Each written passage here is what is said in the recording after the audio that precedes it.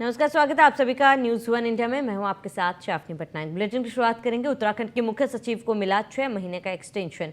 राधा रतूड़ी सितंबर तक बनी रहेंगी उत्तराखंड के मुख्य सचिव और सीएम पुष्कर सिंह धामी ने अनुरोध पर केंद्र ने दिया सेवा विस्तार। उत्तराखंड सरकार को केंद्र से मिला सेवा विस्तार का 1988 बैच की आईएएस अधिकारी है राधा रतूड़ी। उत्तराखंड में ब्यूरोक्रेसी को लेकर आज की सबसे बड़ी खबर सामने आई है। प्रदेश के मुख्य सचिव राधा रतूड़ी को अब अगले 6 महीने तक के लिए एक्सटेंशन मिल चुका है। राधा रतूड़ी ने इसी साल फरवरी में मुख्य सचिव का चार्ज लिया था और 31 जनवरी 2024 को एसएस संधू के रिटायर होने के बाद राधा रतूड़ी मुख्य सचिव बनी थी। खास बात यह है कि राधा रतूड़ी उत्तराखंड की पहली महिला मुख्य सचिव है। हालांकि उनका रिटायरमेंट करीब होने के कारण उन्हें केवल 2 महीने का ही काम करने का वक्त मिला था, लेकिन अब उन्हें 6 महीने का सेवा विस्तार दे दिया गया है।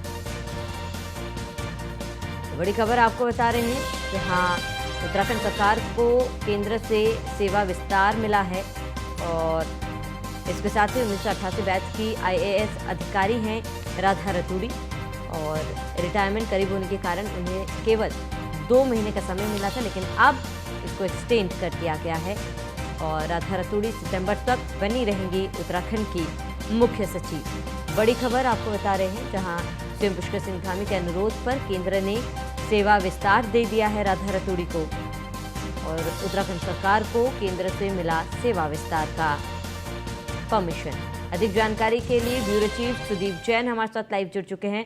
सुदीप जी, क्योंकि उत्तराखंड ब्यूरोक्रेसी से बड़ी खबर आई है, राधा रतूड़ी के जो कार्यकाल है, समय जो है 6 महीने के लिए आगे बढ़ा दिया गया है, क्या जानकारी?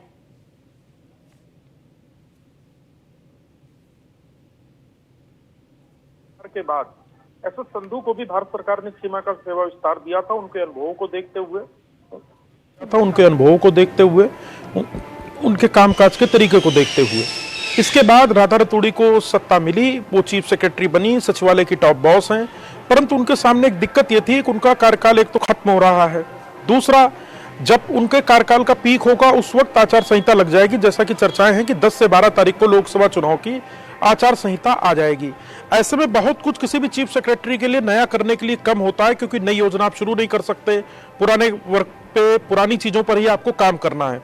तो उनके अनुभवों को देखते हुए और उनको और अधिक बेहतर काम करने का अवसर मिले, इसलिए 6 माह का सेवा विस्तार दिया है।